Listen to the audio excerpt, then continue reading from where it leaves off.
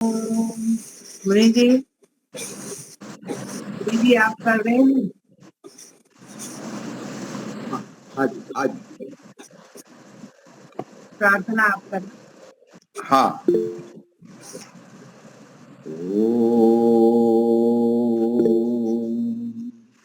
सहनावतु सहनौ भुनक्तु सह वीर्यं कर्वावहै तेजस्विनावधीतमस्तु मा विद्विषावहै। ओम शांति शांति शांति। सबको सादर नमस्ते जी। वैदिक प्रज्ञा व्याख्यान माला में आप सभी का हार्दिक स्वागत है। पहले भजन के लिए कमला जी आप लेंगे। हाँ जी, हाँ जी। ओम सबको सादर नमस्ते।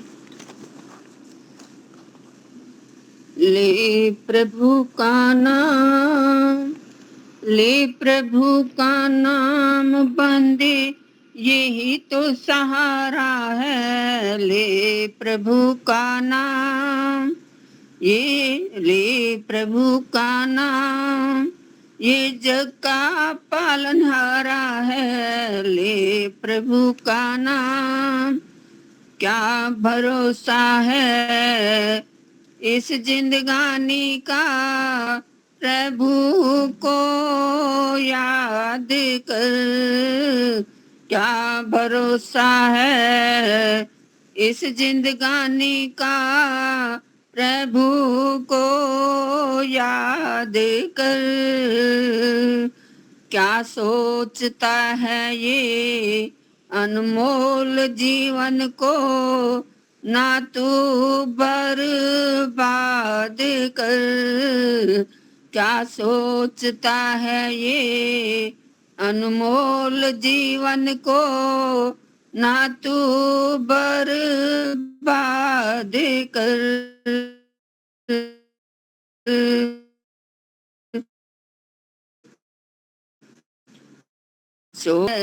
लाखों तकदीरों को इस मालिक ने सहारा है। ये जग का पालनहारा है।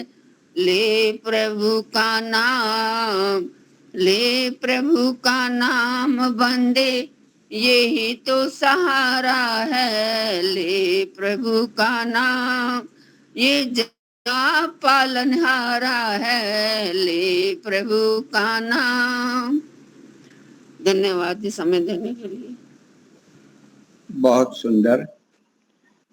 समय तो हो चुका है और हमारे वक्ता भी है, और दो बातें भी जरा बता दूं।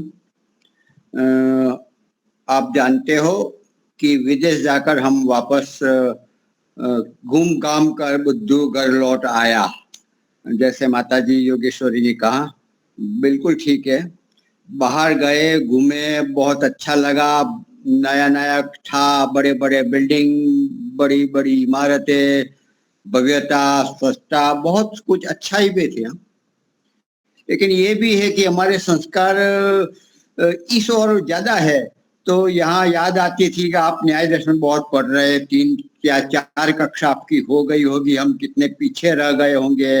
व्याकरण में योगेश्वरी माता जी 2 पाठ पढ़ा लिए होंगे, सब तैयारी करते होंगे, हम पीछे रह गए हैं।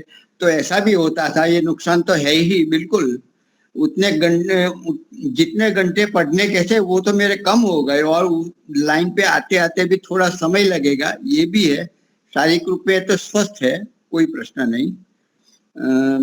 तो जो अनुभव था वो तो मैंने लिख के भेजा ही है। जो सोचा, जो विचार आया, तो सुबह सुबह में मैं लिख देता था, और वहाँ ऑनलाइन अपने वाईफाई वहाँ लगता था होटल में, तो इससे मैं भेज सकता था। फिर दिन भर नहीं कुछ, फिर भी अच्छा लगा। मुझे आप लोगों से और आप सभी ने मिलके ये बहुत अच्छी तरह से, विशेषकर दीपालिका जी और जो वक्ताओं ने चला, बहुत बहुत ही आपका धन्यवाद है। आप है इसलिए मैं घूम रहा हूँ। आप जब मना करोगे तब मुझे बैठना पड़ेगा। तो आप सभी का बहुत बहुत धन्यवाद। अपने वक्ता प्रारंभ करें। धन्यवाद।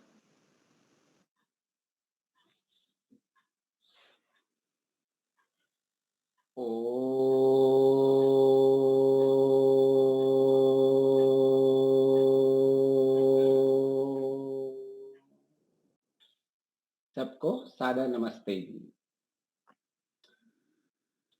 हमारी श्रृंखला चल रही है पंच महायज्ञ विधि, जिसमें हम मुख्य विषय है यज्ञ। हम अपने कर्मों को के दो वर्गीकरण कर सकते हैं, एक लौकिक कर्म और एक आध्यात्मिक कर्म, या जिसको हम कह सकते हैं यज्ञमय कर्म। यज्ञमय कर्म क्या होते हैं? यज्ञमय कर्म वो होते हैं जो कर्म मुझे अपनी लक्ष्य की प्राप्ति की ओर ले चले। और हम सबका लक्ष्य क्या है, कोई बताएगा?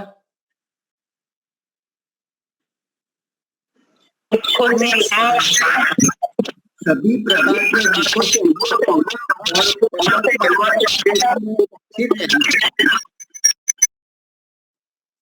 अच्छा, सभी प्रकार के।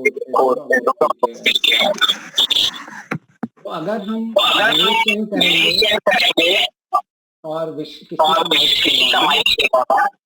लीला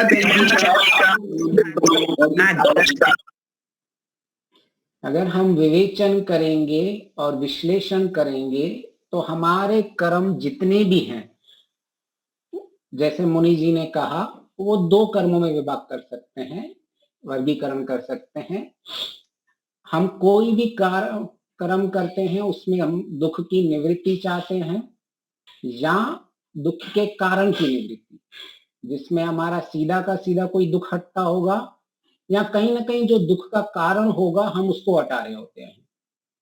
या हमारे दूसरे तरह के कर्म होते हैं सुख की प्राप्ति के लिए, जहां सीधा सीधा सुख नहीं चाहिए होता है, तो सुख के साधन की प्राप्ति के लिए।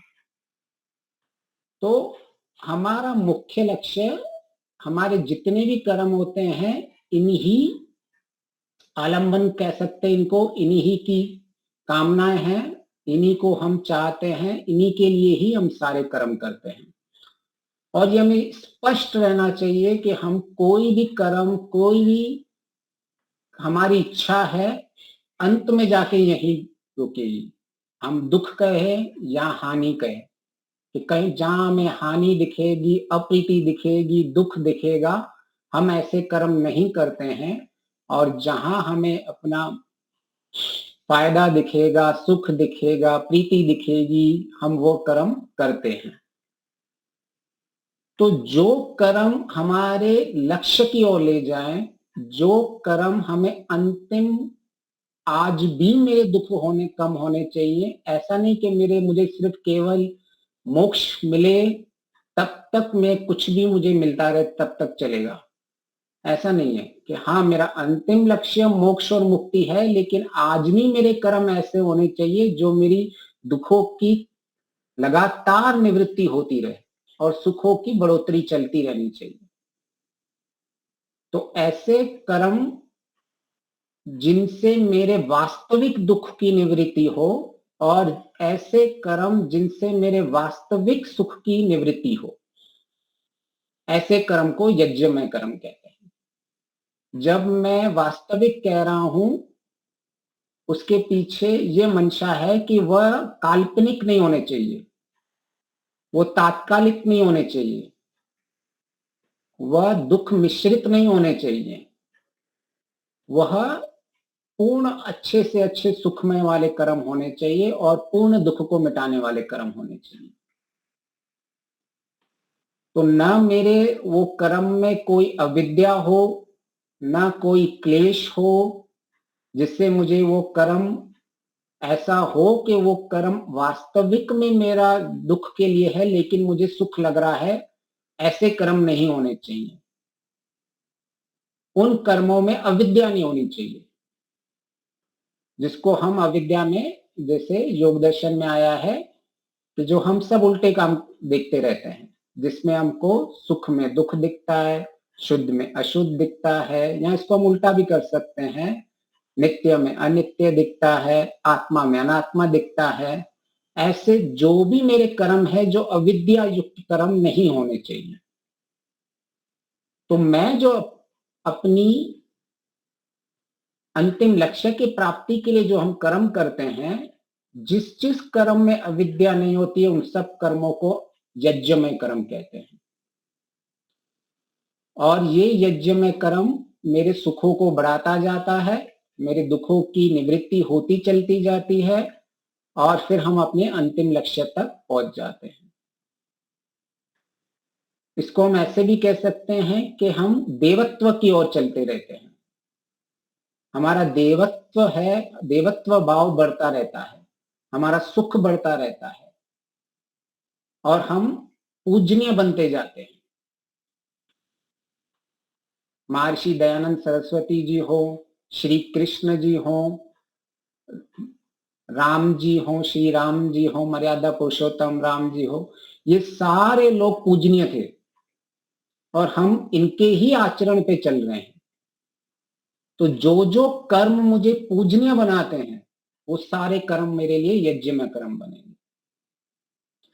तो यज्ञमय कर्म और लौकिक कर्मों में ये अंतर हमें स्पष्ट रहना चाहिए कि मैं आज जो कर्म कर रहा हूं वो कर्म कौन से वर्गीकरण में जा रहा है।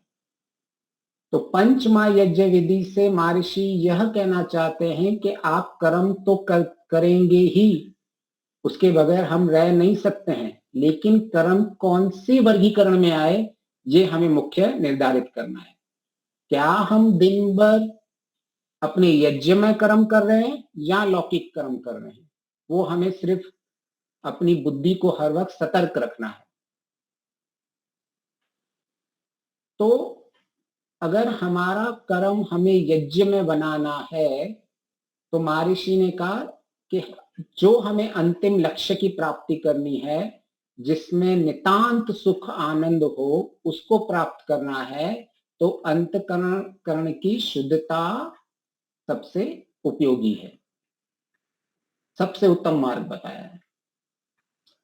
तो कोई बताएगा कि हमने अंतःकरण की शुद्धता के लिए पिछली श्रृंखला में क्या लिया था, क्या क्या हमारे अंतःकरण की स्थितियां रहती हैं, कितने प्रकार की मुख्य रहती हैं, किसी को याद है? हमने बहुत सारी अंतःकरण की स्थितियां देखी थी पिछली बार, जिसमें हमने देखा था कि हमारा अंतःकरण तमोगुण युक्त होता है, हमारा अंतःकरण रजोगुण युक्त होता है, हमारा अंतःकरण सत्वगुण युक्त होता है, और अंतिम में जाके हम गुणातीत स्थिति में जाते हैं। फिर हमने उसमें भी देखा था कि इससे कितने वर्गीकरण होते हैं। तमोगुण के हमने 3 देखे, रजोगुण के हमने 6 देखे, और सत्वगुण के हमने 7 देखे। टोटल हमने 16 तरह की स्थितियां देखी थी, जिससे हमें पता चले कि हमारी अंतःकरण की स्थिति अब कितनी है, अब कैसी है, और मुझे और स्थिति आगे कहां तक ले जानी है। तो अगर हम सतर्क हैं और हमें पता है हमारा हर पल अंतःकरण की स्थिति कैसी है, उससे हम अपना आकलन कर सकते हैं और हम अब निर्धारित कर सकते हैं कि हमारा कितना जो इस संसार में आगे बढ़ना है और कितने तक हम पहुंच चुके हैं, इसका हम निर्धारित कर सकते हैं। तो ये सारी अंतःकरण की स्थितियां हमने देखी थी, 16 स्थितियां देखी थी, जिसमें महर्षि ने 9 स्थितियों को देखा था, और हमने फिर 16 स्थितियों आयुर्वेद के हिसाब से देखी थी कि कैसे ये सत्व स्थितियां अंतःकरण की बनती हैं, इनके कैसे कैसे लक्षण होते हैं, कैसे कैसे हमारा व्यवहार होता है जब जब ये अंतःकरण की स्थितियां उन व्यवहार के हिसाब से बदलती रहती हैं और तब हम अपना आकलन लगा सकते हैं। तो हमने ये तो देख लिया कि अंतःकरण की स्थितियां कैसी कैसी होती हैं और हमने उस अंतःकरण की स्थितियों को आकलन करने के बाद हम सोच सकते हैं कि अभी कुछ भी उसका रिजल्ट आ सकता है कि मैं अभी मुझ में तमोगुण प्रधान है, मुझ में रजोगुण प्रधान है, या अभी मैं सत्वगुण प्रधानी हूं। तो हम इन सब में से कैसी भी इन सब की स्थिति हो, अगर हमें इसको और शुद्धता की ओर लेके जाना है तो वो कैसे हम लेके जाएंगे? तो उसके लिए सबसे पहले है जो हमने यज्ञ लिया है, ब्रह्म यज्ञ। ब्रह्म यज्ञ एक ऐसी प्रक्रिया है जिससे हम अपने अंतःकरण की स्थितियों को बदलते रहते हैं। वो बार बार तमोगुण रजोगुण में जाता रहता है और हम उसको बार बार सत्वगुण की ओर लेके आते हैं। उस प्रक्रिया को ब्रह्म यज्ञ कहते हैं, क्योंकि हमें हर कर्म यज्ञ में करना है। तो मैं ऐसा क्या करूं जिससे मेरे कर्म यज्ञ में होते रहे? तो महर्षि ने उसमें हमारे लिए संध्या का विधान किया है कि हमें क्या करना चाहिए। उस विधान को हम देख सकते हैं। संध्या मीन्स सम्यक पूर्ण ध्यान, अच्छी प्रकार से ध्यान किया हुआ विषय। अगर हम अपने लक्ष्य को प्राप्त करना चाहते हैं, अत्यंत दुखों से मुक्त होना चाहते हैं, दुखों से निवृत्त होना चाहते हैं, सुख को प्राप्त करना चाहते हैं, तो हमारे पास वह ज्ञान होना चाहिए कि जिससे हम दुखों से निवृत्ति हो सके और सुख को प्राप्ति कर पाए। उस ज्ञान को प्राप्त करने के लिए उसकी विधि बताई है महर्षि जी ने संध्या में, कि अगर आप इस तरह से सम्यक पूर्वक ध्यान करोगे तो आपके जीवन के अंदर जो आपका लक्ष्य है, दुख की निवृत्ति और सुख की, बढ़ता जाएगा। सुख से प्राप्ति होती जाएगी और दुख की निवृत्ति होती जाएगी। तो वो है संध्या। तो अभी हम देखेंगे कि अगर हम संध्या में महर्षि ने मुख्य तरफ से किस चीज के ऊपर केंद्रित कर रहे हैं और ध्यान में, उपासना में होता क्या है। तो हमारे जीवन में कई तरह से शब्द हम सुनते हैं। कभी हम उसको ध्यान कहते हैं, हम एक समाधि भी शब्द का प्रयोग करते हैं, हम एकाग्र शब्द का प्रयोग करते हैं, हम संयम शब्द का प्रयोग करते हैं।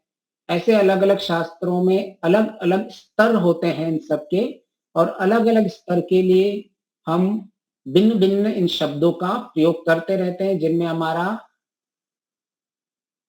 प्रयोजन, मुख्य प्रयोजन एक ही रहता है, लेकिन हमारा स्तर अलग रहता है, हम कौन से स्तर पे काम कर रहे हैं। तो अगर हमारे जीवन के अंदर हमें संध्या को महर्षि क्या कहना चाहते हैं, तो महर्षि मुख्य कहते हैं कि अगर आप उपासना करते हो तो आपका आत्मबल इतना बढ़ जाता है कि जो दुख होते हैं वो भी पहाड़ जैसे दुख को भी सहन कर लेते हैं। तो आखिर ऐसा होता क्या है, ऐसा क्या चमत्कार संध्या में है जो कुछ लोगों को तो उसका प्रत्येक लग रहा है, उनका लाभ दिखता है, और कुछ लोगों को उनको कोई लाभ दिखता ही नहीं है। उनको ऐसा लगता है कि ये हमारा टाइम वेस्ट हो रहा है, इसके अच्छा तो मैं कुछ और क्रियात्मक कर्म कर लूं, इसके अच्छा तो मैं कुछ और पुरुषार्थ कर लूं, क्यों मैं अपना समय बिगाड़ रहा हूं। ऐसी भी हमारी एक बुद्धि बन सकती है कि जो लोग सुबह शाम बैठे रहते हैं, इसके अच्छा वो आधा घंटा और पुरुषार्थ कर ले। ये भी बैठने के, सोचने की, ध्यान करने की क्या जरूरत है। जितना जितना कर्म करेंगे उतना उतना और उनका सुख बढ़ेगा। तो किसी भी कार्य करने के लिए उस कार्य के प्रति हमारे पास ज्ञान होना जरूरी है। तो उस ज्ञान का जो ट्रेनिंग होती है, प्रक्रिया होती है कि किस तरह से मैं अपने ज्ञान को अपनी स्मृति में, अपनी बुद्धि में धारण करूं, जिससे मेरा चरित्र, मेरा व्यवहार दिन भर अच्छा रहे, उसको हम संध्या कहते हैं। जिससे मेरे हर दिन, हर पल यज्ञमय कर्म होते रहें, उसको हम संध्या कहते हैं। ऐसा मैं अपनी बुद्धि को हमेशा, अपनी बुद्धि का परीक्षण करता रहूं, अपनी बुद्धि को ट्रेनिंग देता रहूं कि हे बुद्धि, मैं जितने भी काम करूं, कार्य करूं, जो मैं व्यवहार में मेरे करूं, वो सारे काम यज्ञ में होने चाहिए, मेरी सुख की प्राप्ति के लिए होने चाहिए, मेरे लक्ष्य की प्राप्ति के होने चाहिए। तो उस ट्रेनिंग को बोलते हैं संध्या, उस ट्रेनिंग को बोलते हैं ध्यान।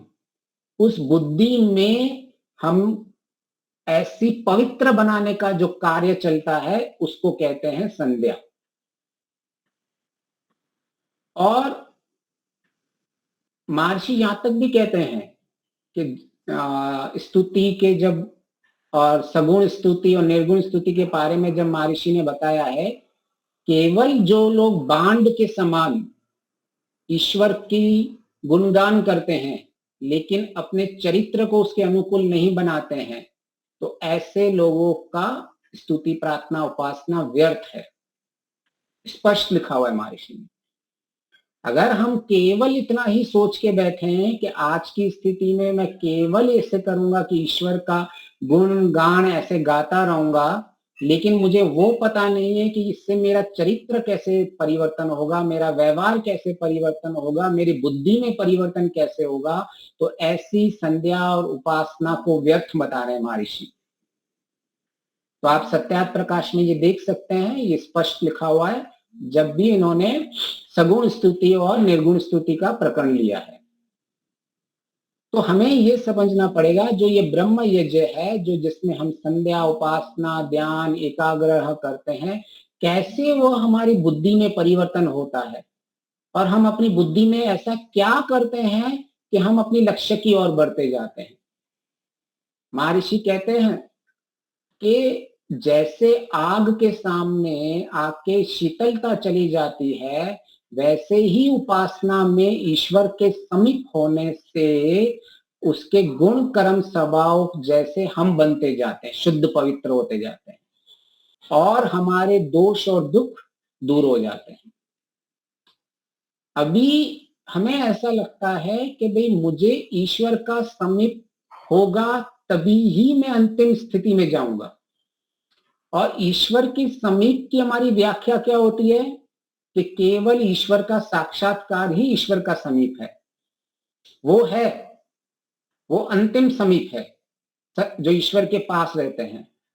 लेकिन वहां तक पहुंचते भी हम ईश्वर के समीप हम तो बैठ सकते हैं, हो सकता है अभी ईश्वर का हमें साक्षात्कार नहीं हुआ है, लेकिन हम बुद्धि से, ज्ञान से ईश्वर के पास रहते हैं। तो ईश्वर के समीप रहना ये बहुत व्यापक है। इसमें आप ईश्वर का ध्यान करते हैं, मीन्स आपने पहले ईश्वर को शब्द ज्ञान से समझा, अनुमान ज्ञान से, शब्द ज्ञान से, अनुमान ज्ञान से समझा, इन सब प्रमाणों से समझा, फिर आपने उसको बुद्धि में स्वाध्याय के थ्रू लेके आए, फिर आप जब ध्यान में हम बैठते हैं तो उसी को स्मृति में उठाते रहते हैं कि ईश्वर के कैसे गुण हैं, और ये ईश्वर के गुण हमारे जीवन में परिवर्तन कैसे लेके आते हैं, ये समझने की बात है। आखिर ऐसा क्या है जो हम ईश्वर के गुणों गान गाने से हमारे जीवन में परिवर्तन आ रहा है, और अगर ऐसा नहीं हो रहा है कि हमारे जीवन का चरित्र में हमारा नहीं बदल रहा है, हमारा व्यवहार नहीं बदल रहा है, तो महर्षि कहते हैं ऐसी स्तुति, प्रार्थना या स्तुति व्यर्थ है। तो हमें ये निर्धारित करना पड़ेगा कि जब हम कहते हैं कि हम ब्रह्म यज्ञ करेंगे, हम संध्या करेंगे, हम उपासना करेंगे, हम जीवन के अंदर ध्यान करेंगे, तो क्या मेरा व्यवहार में परिवर्तन आ रहा है? नहीं आ रहा है तो मतलब कहीं तो कुछ तो गड़बड़ी है, वो सब व्यर्थ, समय व्यर्थ जा रहा है। तो कहीं ना कहीं हमारी बुद्धि का परीक्षण सही नहीं हो रहा है, कहीं ना कहीं हमारी बुद्धि में जो प्रक्रिया है वो प्रक्रिया का हम सही प्रयोग नहीं कर पा रहे हैं। तो आज हम देखेंगे कि हमारी बुद्धि में हमें कैसे परिवर्तन करना है, हमारे बुद्धि में क्या क्या परिवर्तन करना है, कैसे मेरे जीवन के अंदर प्रतिकूलताएं आएंगी। महर्षि कभी ऐसे नहीं कहते हैं कि आपके जीवन की सारी प्रतिकूलताएं चली जाएंगी अगर आप उपासना ध्यान ये सब करोगे, तो वो आएंगी, लेकिन हमारे पास उनका समाधान होगा। तो अगर हमारे जीवन में दुख आए, प्रतिकूलता आए, तो हम उस दुख और प्रतिकूलता की स्थिति में अगर हम विचलित नहीं हो रहे हैं, अगर हमें दुखी नहीं हो रहे हैं, तो वह दुख से हमें कोई परेशानी नहीं है। क्या ये सब हम मानते हैं कि जब तक वो दुख हमारे लिए दुख और प्रतिकूलता तब तक है जब तक हमारे पास उसका कोई समाधान नहीं है। कितने भी दुख आ जाए उसका हमें कोई अंतर नहीं पड़ता है। अंतर तब तक पड़ता है जब तक हमारे पास समाधान नहीं होता है। जैसे ही समाधान आता है तो दुख चला जाता है। खूब बारिश पड़ रही है और मुझे लग रहा है कोई काम पे जाना है, अभी मैं दुखी हो रहा हूं, लेकिन अगर मेरे पास छाता है, मेरे पास रेनकोट है, मेरे पास गाड़ी है, मेरे पास समाधान है, तो बारिश मेरे लिए कोई दुख है ही नहीं। बहुत ठंडी लग रही है, मैं ठंड के मारे परेशान हो रहा हूं, दुखी हो रहा हूं, ये ठंड मेरे लिए प्रतिकूलता है। तो अगर मेरे पास जैकेट है और मैंने उस प्रतिकूलता का समाधान निकाल दिया तो मेरे जीवन के अंदर वो दुख आया ही नहीं। मतलब दुख और प्रतिकूलता तब तक है जब तक मेरी बुद्धि के अंदर समाधान नहीं है उसका। तो अगर हमने अपनी बुद्धि में हर किसी समस्या का समाधान रख दें कि मुझे जब जब ऐसी प्रक्रिया होगी, जब जब ऐसा होगा, तो मेरे पास पहले से ही उसका समाधान हो जाए, तो मुझ में हमें कभी दुख आएगा ही नहीं। दुख आएगा नहीं का मेरा तात्पर्य यह है कि दुख होगा लेकिन मैं दुखी नहीं होऊंगा। प्रतिकूलताएं आएंगी लेकिन वह प्रतिकूलताएं से मुझे कोई हानि नहीं दिखेगी, मुझे कोई दुख नहीं होने वाला है। तो अगर मेरे जीवन के अंदर इन छोटे छोटे दुखों का मैं समाधान निकाल पा रहा हूं, तो इसका मतलब मैं समाधि की ओर आगे बढ़ रहा हूं। तो कई बार हम इस समाधि को बहुत गहराई में लेके समझने की कोशिश करते हैं और हमें लगता है ये समाधि तो बहुत मुश्किल है, ये तो इसके लिए तो कई बहुत जन्म शायद लेने पड़ेंगे, या कोई ऐसी स्थिति है कि मैं सोच भी नहीं सकता। यह समाधि केवल वही स्थिति है जो मेरे दुखों से मुक्ति की स्थिति जो मुझे लेके जाती है, उसको हम समाधि कहते हैं। जैसे जहां मेरे सारे दुखों का समाधान निकल चुका है, अगर मैं आपको कहूं कि मेरे जीवन में जितने भी दुख आएंगे, जितनी भी प्रतिकूलता आएंगी, इन सबका मेरे पास समाधान निकाल दिया है मैंने, तो इसका मतलब मेरी समाधि लग गई। मतलब कहने का नहीं, ये व्यवहार में होना चाहिए कि मैं सारे दुखों से मुक्त हो गया हूं। और कैसे मुक्त हुआ हूं? क्योंकि मेरे को उनको मुक्तों का समाधान मेरे पास है। वह समाधान ज्ञान का समाधान होगा, ईश्वर की प्रेरणा का समाधान होगा, ईश्वर की व्यवस्था से समाधान होगा, ईश्वर की शिक्षा से समाधान होगा, ईश्वर के आज्ञा अनुकूल चलने से समाधान होगा। अंत में जाके ईश्वर का साक्षात्कार होगा। लेकिन उससे पहले भी हमारी बहुत अच्छी स्थिति बनती जाती है। अगर हम स्थूल रूप से देखें, मैं अपने छोटे छोटे दुखों का जीवन के अंदर समाधान निकालता जा रहा हूं। मेरे दिन भर मेरे अंदर प्रतिकूलताएं मेरे जीवन में आ रही हैं, लेकिन उन प्रतिकूलताओं का मेरे पास समाधान है। तो हम क्या कहते हैं कि इस दुख से मैं मुक्त हो गया। हम दुख से मुक्त कैसे हुआ? क्योंकि मुझे उसका समाधान था। मतलब जिस भी दुख या प्रतिकूलता से मुझे मुक्त होना है तो उसके लिए मुझे समाधान चाहिए, और मेरा अंतिम लक्ष्य क्या है? मुक्ति, सारे दुखों से मुक्ति। तो उसका समाधान क्या होगा? समाधि। तो समाधि एक ऐसी अवस्था है जहां हमारे सारे दुखों का और सुख प्राप्ति का हमें समाधान मिल जाता है। मतलब लेमैन लैंग्वेज में इसको ऐसे समझ सकते हैं, जैसे हमको लगे कि हाँ ये समाधि भी हम प्राप्त कर सकते हैं। कभी कभी हमें लगता है कि ये हमारी क्षमता से दूर है। आज भले ही दूर हो, लेकिन आज मेरी क्षमता इतनी है कि मैं छोटे छोटे दुखों का समाधान निकाल पा रहा हूं। तो इसका मतलब मैं जो अंतिम दुख है मेरे सारे, उनका भी समाधान निकाल पाऊंगा। तो इससे आत्मविश्वास बढ़ेगा कि हाँ समाधि भी होती है। वरना अब तक तो समाधि हमें ऐसे लगता है कोई कुछ और ही चीज है जिसमें हम शायद कभी जीवन में मिल सकती है। लेकिन जीवन में अगर आप छोटे छोटे दुखों का समाधान चल रहे हैं, बन रहे हैं, निकल रहे हैं, इसका मतलब आप समाधि की ओर बढ़ रहे हैं और आपको लाइव एक्सपीरियंस हो रहा है समाधि का। हो सकता है वो केवल 1% हो या 0.01% हो, लेकिन वो आपको समाधान जिस जिस दुखों का जब आप निकाल देते हो और आपका तब मन शांत रहता है, आप निरुपद्रव रहते हो, आप निष्पापम रहते हो, आप निर्गुण रहते हो, आप निर्दोष रहते हो, आप शुद्ध रहते हो, हम परिपक्व रहते हैं, परार्थ ज्ञान सर्वोत्तम से रहते हैं, तो तब उतने समय तक हमारा समाधित्व स्थिति रहती है। तो इसको कभी भी इतना गहरा नहीं समाधि को समझना कि भी नहीं इसको तो मैं प्राप्त ही नहीं कर सकता, ये तो बहुत गहरी चीज है।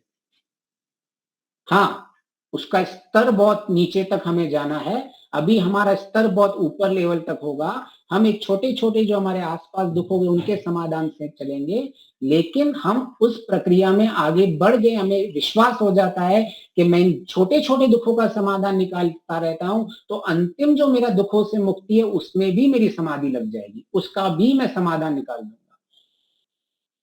अगर हमारे जीवन के अंदर उपासना से हम इन छोटे छोटे दुखों का समाधान नहीं निकाल पा रहे हैं, तो ये सब व्यर्थ हो रहा है।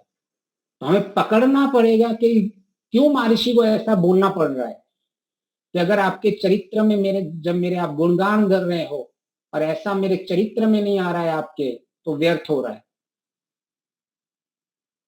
महर्षि स्पष्ट लिखते हैं, ध्यान और उपासना से ईश्वर के गुण कर्म स्वभाव सदर्श आत्मा के गुण कर्म स्वभाव पवित्र हो जाते हैं। तो अगर हमारे गुण कर्म स्वभाव ऐसा नहीं बन रहा है, हमारे अंदर जीवन के अंदर तमोगुण रजोगुण ये कम नहीं हो रहे हैं, तो कहीं ना कहीं यह ब्रह्म यज्ञ विधि में कुछ न कुछ त्रुटि चल रही है। तो हमें उन त्रुटियों को पकड़ना है, अपनी भावनाओं को, अपनी कामनाओं को जो अनैतिक हैं उनको नियंत्रण में करना है, तभी ही हमारे जीवन में परिवर्तन विशेष होगा। और उस प्रक्रिया को जब हम अपनी को बुद्धि को ऐसे परीक्षण करते हैं, तो वह मुख्य प्रक्रिया को ध्यान, संध्या, उपासना इन सब से कहा जाता है। इसमें इन सब में स्तर अलग अलग रहता है। ध्यान में हम क्या करते हैं, पहले जो मेरी स्मृति में आ गया हम स्मृतियों से उठाते रहते हैं, और जो मेरी स्मृति में आ चुका है, जिनका मैंने चिंतन मनन कर चुका हूं, जिस दिन मेरा उसका साक्षात्कार होता है तो उसको समाधि कहते हैं। तो ध्यान और समाधि में क्या होता है, ध्यान में हम अपनी स्मृति से उठाते हैं और समाधि में उसका प्रत्यक्ष होता रहता है। एकाग्र क्या स्थिति है, एकाग्र हम जिसका चिंतन मनन करते हैं उससे पहले जो स्थिति बनाते हैं, जिससे हम शांत रहते हैं, मन की एक पवित्र स्थिति बनाती है, सत्व गुण को बनाते हैं, हम दूसरों से हट जाते हैं, बाहर की प्रक्रियाओं से, तो हम एक स्थिति बनाते हैं। उस स्थिति के बाद मुख्य है हमारा चिंतन मनन क्या चल रहा है, हमारे बुद्धि में हम क्या डाल रहे हैं जिससे हम समाधान की स्थिति में जाते जा रहे हैं, कैसे मेरे दुखों का समाधान होते जा रहा है। तो अगर हमें वो समझ में आ गया तो हमारी संध्या में मन भी लगेगा। हमारी संध्या में हम इतने उत्साह के साथ बैठेंगे कि हमें और इच्छा होगी कि मैं और बैठूं, क्योंकि जब हमें दुखों का समाधान दिखता है, मेरे जीवन के अंदर हमें शांति दिख रही है, हमारे जीवन के अंदर अविचलितता थी, आज मैं कम से कम विचलित हो रहा हूं, कम से कम दुखों से प्रभाव हो रहा हूं, मेरी भावनाएं कामनाएं मेरी सारी नियंत्रण में है, तो साधक और बैठता है, उसकी और स्वही रुचि हो जाती है। ऐसा नहीं कि उसको जबरदस्ती, अरे शाम के 6 बज गए, मुझे अभी तो संध्या में बैठना है, अरे सवेरे का ये समय हो गया, अभी मुझे संध्या में बैठना है। नहीं, उसमें ही उठ के उसमें बैठ के खुद ही उसके अंदर अपने जीवन के जिन जिन प्रतिकूलताएं हैं उनके लिए प्रतिविक्ष भावना लेके आता है। पतंजलि ऋषि कहते हैं ना क्रिया योग में कि जितने भी हमने तनु किए हुए संस्कार हुए उनको ध्यान में प्रतिपक्ष भावना लेकर उनको और विक्षीण किया जाता है। तो हम ब्रह्म यज्ञ को समझें, ये यज्ञ ऐसा यज्ञ है कि हर वक्त जो मैं कर्म करता हूं उसको प्रभावित करता है,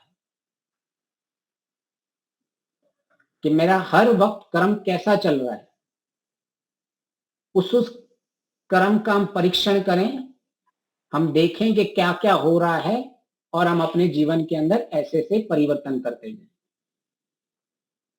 तो जब हम ये समझ जाते हैं कि मुझे बुद्धि में परिवर्तन करना है, तो हमने पहले देखा था कि उपासना योग में जब हम ध्यान इन सब को लेते हैं तो हमारा पहला अंग है, पहला अंग था यम, दूसरा अंग था नियम, और आगे हम चलते जा रहे थे कि बाकी के 6 अंग क्या हैं। तो उपासना एक ऐसा है कि हम अपनी वृत्तियों और संस्कारों के परिवर्तन से प्रतिकूलताओं का समाधान निकाल लेते हैं। हमारी उपासना ऐसी रहती है, हमारा संध्या ऐसी रहती है कि मेरे जीवन के सारे जो दुख हैं उनके समाधान हमारे पास पहले से ही पड़े रहते हैं। तो हम वो देखेंगे ऐसे क्या महर्षि ने कहा है कि हमारे सारे समाधान निकल आते हैं। तो मैंने ये ऊपर से कुछ संध्या का सार लिखा हुआ है कि भाई महर्षि ने जो ये संध्या सार, जो संध्या हमारी बनाई हुई है, और ये संध्या सार भी बहुत लोगों के पास उपलब्ध होगा, तो कैसे ईश्वर ने इस संध्या को करने के लिए हमें जो एक रास्ता दिखाया है वो कैसे हमारे दुखों को दूर करता है, हम उसको समझने की कोशिश करेंगे। प्राय हमें ऐसा लगता है कि भाई केवल मैंने ईश्वर के इतने नाम ले लिए, इतनी बार ईश्वर का जप कर लिया, मैंने इतनी बार ओम बोल दिया, इतनी बार ये कर दिया तो मेरा कार्य हो गया। लेकिन महर्षि की संध्या देखो कितनी व्यापक है, बहुत व्यापक है। महर्षि ने जो संध्या का हमें रास्ता जो दिखाया है, वो पहले सबसे पहले कहते हैं हे परम आनंद भगवान। ईश्वर को सबसे पहले हम संबोधित परम आनंद से करते हैं। क्यों? क्योंकि उसमें हमारा लक्ष्य छुपा हुआ है। तक मेरा लक्ष्य नहीं पता होगा कि मुझे मेरे जो भी जीवन के अंदर मेरा लक्ष्य अगर मुझे बिल्कुल ऐसे स्पष्ट नहीं होगा, तब तक मेरे जीवन के अंदर मैं किसका समाधान निकालूंगा। तो हम कह रहे हैं परम आनंद, मैं कर रहा हूं ईश्वर की स्तुति, लेकिन उस परम आनंद के साथ मेरा लक्ष्य छुपा हुआ है कि मुझे पूर्ण आनंद चाहिए, इसीलिए मैं ईश्वर को परम आनंद कह रहा हूं। जैसे मुझे हर वक्त मेरी बुद्धि में लक्ष्य स्पष्ट रहे कि मुझे किसकी सहायता से उस परम आनंद को प्राप्त करना है। हे ईश्वर, परम आनंद ईश्वर भगवान, मेरे सब चिंता, भय, शोक, बंधन, दुख दूर, ये सारे मुझे इन सब को दूर करना है। फिर आप देखोगे तो तुरंत जो है ईश्वर महर्षि ने, हम वाक वाक और ये सब जो मंत्र में लिखते हैं, मैं अभी उनके बहुत सारे एक एक डिटेल में नहीं जाऊंगा, मैं इसका सार ले रहा हूं सिर्फ। फिर से हम कहते हैं हे परम प्रभु, उसमें हम क्या कह रहे हैं, मैं प्रतिज्ञा करता हूं कि मैं अपनी वाणी, नाक, आंख, कान आदि सभी इंद्रियों से पवित्र कर्म किया करूंगा, अपवित्र नहीं। अभी ये क्या चल रहा है, हम क्या कर रहे हैं, हम बैठे संध्या में हैं, हम स्तुति ईश्वर की कर रहे हैं, लेकिन हम अपने जीवन में व्यवहार कैसे करेंगे, ये तुरंत दूसरी पंक्ति में आ जाता है कि मेरे जीवन का व्यवहार कैसा होगा। नहीं तो ईश्वर महर्षि कहते रहते ना दूसरों लोगों की तरह कि आप 50 बार ये कर दो, 100 बार इसका नाम ले दो, 200 बार इसका नाम ले लो आपके जीवन में, तो परिवर्तन आ जाएगा। जो बाहर के इतने सारे जो लोग कथावाचक और जिन्होंने दुकान खोल के रखी है, नहीं बस आप इतनी बार बोल दो शंकर भगवान भोलेनाथ का नाम ले लो, आप तो तर जाओगे। तो महर्षि की संध्या देखो कितनी व्यापक है। तुरंत ईश्वर के से हमने लक्ष्य को देखा, और उस लक्ष्य के प्राप्त करने के बाद लोगों को ऐसा नहीं लगे कि केवल मैं ईश्वर का नाम लेता रहूंगा तो मेरे जीवन का लक्ष्य मिल जाएगा। ईश्वर के नाम के साथ मुझे करना क्या है वो तुरंत हमें बता दिया कि मुझे सारी इंद्रियों को अपने को पवित्र रखना है, और मुझे सारे मैं कर्म जो करूं वो पवित्र कर्म करूं, अपवित्र कर्म नहीं करूं। देखो मतलब मुझे सारे कर्म यज्ञमय कर्म करने हैं, और कोई भी यज्ञ के विरुद्ध कोई कर्म नहीं करना है। यज्ञमय कर्म सारे पवित्र कर्म और शुद्ध कर्म रहते हैं। और हम ये संध्या में बोल रहे हैं, ये क्या कर रहे हैं, हम अपनी बुद्धि को बता रहे हैं संध्या में कि मेरा ईश्वर कैसा है। हे बुद्धि, तुझे आगे जब मेरे सवेरे ये संध्या उपासना खत्म होगी तो मुझे स्थिति कैसे बनाए रखनी है सारा दिन। क्या मेरा मन नियंत्रण में रहता है, क्या मेरी आंख कान ये सारे नियंत्रण में काम करते हैं, या मैं इनके साथ अपवित्र कर्म करूंगा। तो महर्षि को स्पष्ट पता था कि अगर लोग जो हैं इनका बहुत ही दुरुपयोग करते हैं ईश्वर का, वो पुरुषार्थ को भूल जाते हैं। उनको ऐसा लगता है कि ईश्वर ऐसी लॉटरी है कि बस जिनके नाम ऐसे बोलते रहो, तोते की तरह रट जाओ तो हमारा जीवन सफल हो जाएगा। तो महर्षि को स्पष्ट पता था, क्योंकि वो देखते थे, उनका ये साक्षात अनुभव था। तभी उन्होंने संध्या ये ऐसी बनाई हुई है कि जिसमें लोग पुरुषार्थहीन नहीं बन जाए, जिनको स्पष्ट हो कि मेरे जीवन का एक एक पल के कर्म कैसे होने चाहिए, और ये हम सवेरे सवेरे अपनी बुद्धि में डाल देते हैं। फिर कहते हैं, हे प्राण प्रिय प्रभु, मेरे प्राण जीवन के आधार है, मैं साधक नित्य प्रति प्राणायाम को करके अपनी इंद्रियों को वश में रखूंगा। तो महर्षि की जो संध्या है केवल प्रॉब्लम स्टेटमेंट नहीं बताती है, उसका सॉल्यूशन भी दे रही है कि आपके जीवन के अंदर अगर कुछ आपके इंद्रियों को संयम में रखना है तो आप कैसे रखोगे। तो कहा कि मैं प्राणायाम उसका सॉल्यूशन बताया। फिर मतलब महर्षि ने इतनी बड़ी बात की है कि केवल वो ऐसा नहीं कटेगा, आप चलो ये रास्ते में मैं तुमको बता रहा हूं चलो। महर्षि साथ साथ में उसका समाधान भी बता रहे हैं कि आप जीवन में ये करना है, इसको कैसे करना है, वो आपकी संध्या में आ जा रहा है। मतलब महर्षि ऐसे हमारे शिक्षक हैं जो केवल ऐसे नहीं कहते हैं कि मैं आपको नदी पार करवा दूंगा, वह तैरना सिखा रहे हैं। एक बार कोई किसी को नदी पार करवा सकता है, कितनी बार कोई परवाह करेगा, लेकिन किसने एक बार तैरना सिखा दे दिया तो उसका जीवन सफल हो जाता है। तो महर्षि वो पूरी की पूरी विधि बता रहे हैं कि ये आपके जीवन में समस्याएं हैं, इनसे आपके दुख बढ़ते हैं, और इन दुखों का आप निवारण कैसे करोगे उनका भी पूरा सॉल्यूशन दे रहे हैं।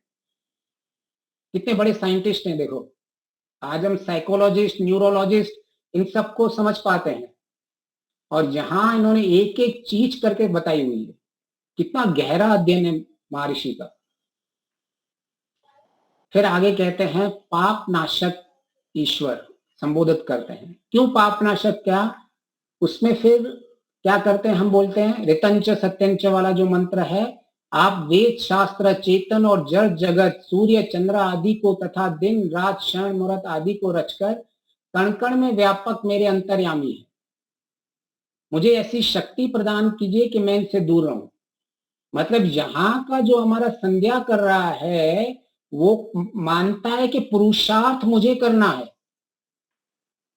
हमें कभी भी निकम्मा नहीं बनाते हैं कि हाँ, हमारी प्रार्थना में कि मैं ऐसी शक्ति मुझे मिले जिन शक्ति से मैं पाप नष्ट से दूर रहूं, ऐसी प्रार्थना ईश्वर को कर रहा है। वो ऐसे नहीं बोल रहा है कि हे ईश्वर आप मेरे दुख दूर कर दो, मेरी बुद्धि इतनी पवित्र हो जाए, मेरी बुद्धि ऐसी हो जाए कि मैं दुखों का समाधान निकाल सकूं। ये ईश्वर की प्रक्रिया भी ऐसी है। ईश्वर हमें सीधा नदी से पार नहीं करवाता है। ईश्वर वेद के समझाने से, वेद के देखने से, वेद को पढ़ाने से हमें तैरना सिखाता है कि जीवन में कैसे तैरना है। और वो ही प्रक्रिया महर्षि ने अपनाई हुई है कि भाई आपके पाप दूर होंगे, लेकिन उसके लिए आपको अपनी शक्तियों का बढ़ानी पड़ेगी, उस शक्तियों को लेके आगे चलना पड़ेगा। वेद पढ़ के अपनी ज्ञान शक्ति बढ़ाइए। जब आप इन सबको, जगत, सूर्य, चंद्र, इन सबको देखो, ये सब दृश्य काव्य हैं, ये कैसे चल रहे हैं, कौन इनको चला रहा है, कैसे ये व्यवस्थित चल रहे हैं, कैसे ये अनुशासन में चल रहे हैं, ऐसे मैं भी अनुशासन में चलूं तो हमारे जीवन के अंदर सुख बढ़ता जाता है। दुख आएगा, लेकिन दुख के लिए समाधान हमारे पास हमेशा रेडी होगा। तो प्राय जहां आप बाहर देखोगे तो बाहर के लोग केवल ईश्वर ईश्वर करके बताते हैं, लेकिन वो प्रक्रिया नहीं बताते हैं जिनसे दुख दूर होने वाला है। यहां महर्षि ने पूरी पूरी प्रक्रिया बता दी है कि ये ईश्वर का गुण आपको कैसे आपके जीवन के अंदर परिवर्तन करेगा। पूरी साक्षात प्रक्रिया बताई हुई है। ऐसे नहीं केवल ईश्वर के नाम से और मैं बैठा रहूंगा, नहीं, ये पाप नाशक है, मैं कैसे पापों से दूर रहूंगा, कैसे ईश्वर मेरे कण कण को देख रहा है, मेरे व्यापक है, कैसे वो मेरे कर्मों को देख रहा है, कैसे मैं उस कर्मफल की व्यवस्था से बंधा हुआ हूं, कैसे कैसे मुझे उन कर्मों का दंड मिलेगा। तो हम पाप से बच जाते हैं, और फिर जितने जितने पाप से बचेंगे हम, इतने इतने हमारे दुख कम हो जाएंगे। तो कई बार हमें लगता है कि हमारी जो हर बार हम कहते हैं ईश्वर की आज्ञा का पालन, ईश्वर की आज्ञा का पालन करना है तभी हम सुखी हो पाएंगे। क्या आप सब इनको मानते हो कि सुख प्राप्त करने के लिए ईश्वर की आज्ञा का पालन करना अनिवार्य है, या कोई और भी हम करके कर सकते हैं? अनिवार्य है। अच्छा, क्या आपको लगता है ईश्वर ने ये कह के कि मेरी आज्ञा का पालन करना है तो ईश्वर ने हमें परतंत्र बना दिया है, हमारी स्वतंत्रता तो चली गई? अगर नहीं, परतंत्र नहीं बनाया, हमें मार्गदर्शन दिया है। ठीक है, माताजी ने कहा कि हमें मार्गदर्शन दिया कि मुझे घर पर क्या करना है, ईश्वर हमें मार्गदर्शन देता है। ईश्वर हमें मार्गदर्शन देता है। ठीक है, ठीक है। हाँ, आई थिंक आप म्यूट नहीं है तो इसलिए इको हो रहा है, आप म्यूट करना पड़ेगा आपको। ठीक है, बहुत बढ़िया।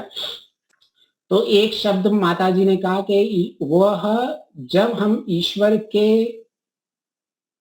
आज्ञाओं के अनुकूल चलते हैं तब हमारे जीवन के अंदर सुख आता है और दुख की निवृत्ति होती है। लेकिन कई बार लोग इसको ऐसे प्रस्तुति हमारी बुद्धि कर देती है कि हमें ये परतंत्रता लगती है कि ये ऐसा कैसा ईश्वर ने सिस्टम बना दिया है कि भाई जब तक ईश्वर आपने जैसे बोला है मैं वैसे नहीं करूंगा तो बच्चे नहीं होते हैं। कि क्या आप माँ बाप आप हमेशा हमें बताते रहते हो कि ये करो वो करो ये करो, बच्चों में भी ऐसी स्थिति आ जाती है और बच्चों को पसंद नहीं है कि हर चीज में माँ बाप उनको बोलते रहे। तो हमारी भी ऐसी मानसिकता हो जाती है, क्या ईश्वर में आपके आज्ञाओं के नाम से चलूं? आपने तो मेरी सारी स्वतंत्रता को आपने तो खत्म कर दिया। और ऐसा प्रायः हमारी बुद्धि में आ जाता है। तो कहीं ना कहीं हम देखेंगे तो ऐसा लगेगा, ऐसा प्रतीत होगा कि हम तो परतंत्र हैं, हमको तो ईश्वर ने मजबूरी में अपनी आज्ञा का पालन कर दिया, अभी मैं नहीं पालन करूंगा तो मुझे दुख आने वाला है। तो अभी ईश्वर, अभी ये तो आपने कंडीशन डाल दी, मुझे कहां आपने स्वतंत्र छोड़ा है? तो ऐसे ऐसे प्रश्न हमारे बुद्धि में आते हैं कि क्यों मैं ईश्वर को लेके, क्यों मैंने ऐसा सोचा है। लेकिन ऐसे ही प्रश्न हमारे समाज में नहीं आते हैं। कि जो चीज अनुशासन है उसको हम परतंत्र नहीं कहते हैं। जैसे माता जी ने कहा मार्गदर्शन करवाते हैं, ऐसे ही आप दूसरा शब्द यूज कर सकते हैं कि हम अनुशासन में रहना सीखते हैं। हम ट्रैफिक में चल रहे हैं और ट्रैफिक के अनुशासन के हिसाब से चल रहे हैं, तो यह क्या हमारी परतंत्रा कहलाएगी? नहीं कहलाएगी। नहीं कहलाएगी, नहीं। वो तो हमारी स्वतंत्रता को बरकरार रखने के लिए हमें वो अनुशासन में चलना पड़ता है, क्योंकि मैं अगर अनुशासन में नहीं चलूंगा तो कोई और भी अनुशासन में नहीं चलेगा और वो मेरी गाड़ी को आके टक्कर मार देगा। तो मैं अपनी स्वतंत्रता को रख सकूं, सब अपनी अपनी स्वतंत्रता को रख पाए, इसीलिए हम अनुशासन में चलते हैं। तो ट्रैफिक में चलना जैसे कि अनुशासन में चलना है, गवर्नमेंट की आज्ञा के हिसाब से चलते हैं और हम वो खुशी खुशी पालन करते हैं। हमें उसमें कहीं भी ऐसा नहीं लगता कि अरे ये कैसा रेड लाइट का सिग्नल बना दिया है। हमको पता है अगर ये सिग्नल नहीं होता तो सारी गाड़ियां टकराए जाती। हमें वहां कभी ऐसा नहीं लगता है कि अरे क्या ये सरकार ने अनुशासन बना दिया है। हम खुशी खुशी इस अनुशासन से चलते हैं। तो वह परतंत्रता नहीं है, वह हमारी स्वतंत्रता की रक्षा है। वह अनुशासन होता है जो हमारी स्वतंत्रता की रक्षा के लिए रहता है। इसलिए हम ईश्वर की आज्ञाओं का पालन करते हैं, मजबूरी में नहीं करते हैं, क्योंकि हमारी स्वतंत्रता की रक्षा हो रही है, इसलिए हम ईश्वर के अनुशासन पे चलते हैं। ईश्वर ने हमें कोई बाधित नहीं किया हुआ है। आज भी अगर हम रूल्स तोड़ेंगे ट्रैफिक के तो पुलिस वाले जो भी दंड देने दे देंगे। उन्होंने कोई ऐसे बोला नहीं हुआ है कि भाई ऐसे रस्सी नहीं लगी हुई है कि आप सिग्नल को क्रॉस नहीं कर सकते हो। आप चाहिए तो आप सिग्नल को क्रॉस कर दीजिए, फाइन भर दीजिए। तो ईश्वर ने ऐसे कहीं हमें बंधन में नहीं रखा हुआ। तो प्रायः हमें ऐसा लगता है, हमारी बुद्धि में ऐसा लगता है कहीं ना कहीं मैं परतंत्र हो रहा हूं। हमें ये स्पष्ट रहना चाहिए कि अनुशासन और परतंत्र एक चीज नहीं होती है। अनुशासन हमें स्वतंत्र की रक्षा और स्वतंत्रता को बरकरार करने के लिए, हम उसको मेंटेन करने के लिए हम अनुशासन में चलते हैं। तो कैसे हमारे जीवन के अंदर ये संध्या जो हमारे जीवन में परिवर्तन लेके आती है, तो मैं इसका भी शॉर्ट में इसको और भी आगे लेके चलूंगा, लेकिन मैं इसको थोड़ा आगे लेके चलता हूं कि हमारा संध्या से आत्मबल इतना बढ़ जाता है कि जो पर्वत के समान दुख प्राप्त होते हैं वो हम घबराते नहीं। तो आप इस तस्वीर में देख रहे हो कि भाई ऐसा नहीं कि मेरे जीवन में पत्थर नहीं लगेंगे, पत्थर होंगे, आएंगे, लेकिन मेरे पास शील्ड होगी जिससे मैं बचता रहूंगा। हम बहुत बलवान बढ़ते जाते हैं। और वो कैसे बनते हैं कि मुझे पता है कि ईश्वर जो है वो पाप नाशक है और वो हर पल मुझे देख रहा है, तो मैं स्वयं ही ऐसा कभी गलत काम करता ही नहीं हूं। तो जब मैं गलत पाप कर्म ही नहीं करूंगा तो मुझे फिर उसको भोगने का क्यों पड़ेगा। और मुझे पता है ईश्वर न्यायकारी है, तो मुझे किसी से द्वेष करने की जरूरत ही नहीं है। योस्मान द्वेष्टियम वयम दिश्मस्तम वो जम्बे। तो ईश्वर के न्याय पे जब मैं छोड़ रहा हूं तो मुझे जो प्रतिकूलता आ रही थी, जो मुझे लोगों के ऊपर क्रोध आ रहा था, अभी उस क्रोध का मैंने समाधान निकाल दिया। वो समाधान मैंने किसके थ्रू निकाला? ईश्वर के न्यायगामी गुण के माध्यम से मैंने इसका समाधान निकाल दिया। कि मुझे जिससे अभी द्वेष हो रहा था, जिसके द्वेष से मैं प्रभावित होकर क्रोध कर रहा था, अभी मैंने उसके ईश्वर के गुण से समाधान निकाल के ईश्वर के न्याय पे छोड़ दिया, तो अभी मुझे कोई द्वेष ही नहीं होगा, ना मुझे क्रोध आएगा।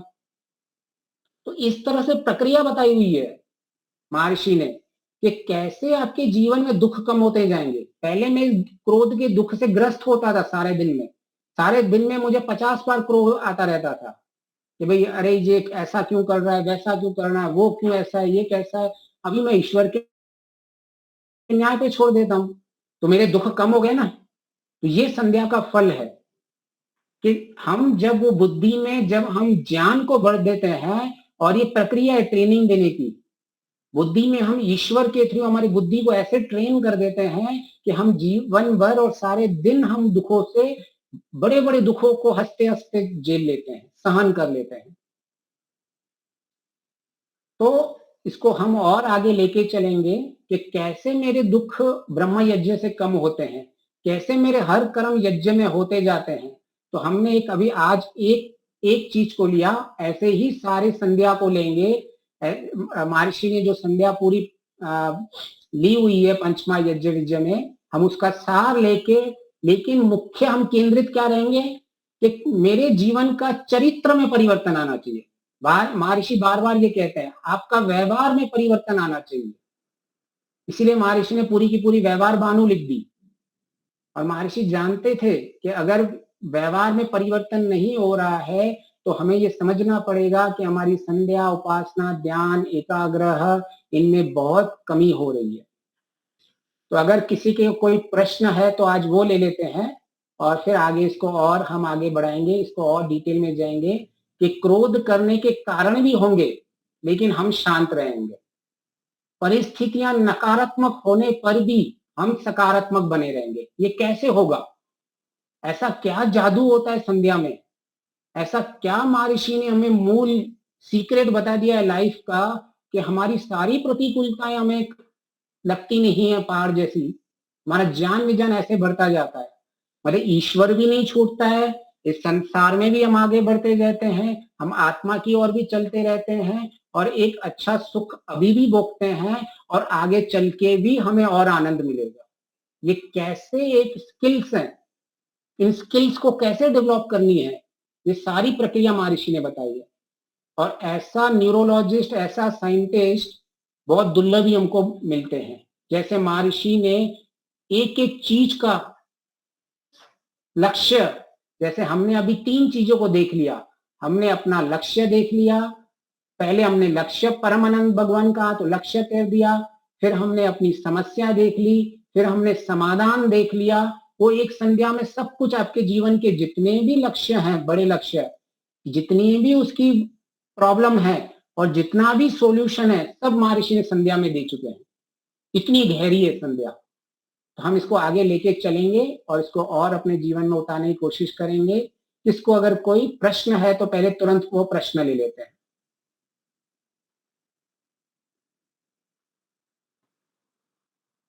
ठीक है, अच्छा है, सबको समझ में, आशा कर रहा हूं सबको समझ में आ रहा है। और कुछ अगर आगे चल के हमें कभी भी आपको लगे कि हम इसको और डीप में ले सकते हैं तो हम उसको और उसके गहराई में लेके चलेंगे। सबका बहुत बहुत धन्यवाद। आपका हमारे वक्ता का बहुत बहुत धन्यवाद। बहुत ही परिश्रम करके, चिंतन विचार करके, ढूंढकर स्वामी जी के वचन लेकर आते हैं और हमें लाभान्वित करते हैं। हम उनका बहुत बहुत आभार मानते हैं।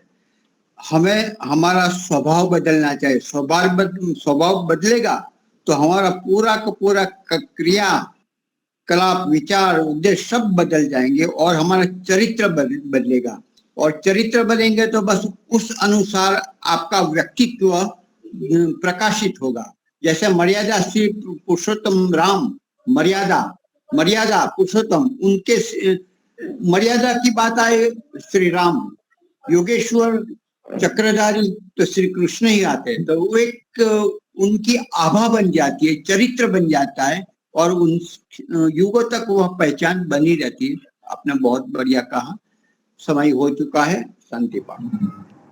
ओम द्यौ शांति शांति। मैं भूल गया। हाँ, अपने शंकर जी आप प्रारंभ करें शांति पाठ और जय घोष। हाँ, प्रारंभ करते हैं। ओम द्यौ शांति अंतरिक्षं शांति पृथ्वी शांतिरापः शांतिरोषधयः शांतिर्वनस्पतयः शांतिर्विश्वे देवा शांतिर्ब्रह्म शांतिः सर्वं शांतिः शांतिरेव शांतिः सामा शांतिरेधि। ओम शांति शांति शांति। जय घोष। जो बोला है सो अभय। मर्यादा पुरुषोत्तम पुरुषोत्तम भगवान राम की, योग भगवान कृष्ण की, गुरु बिरजा सरस्वती की।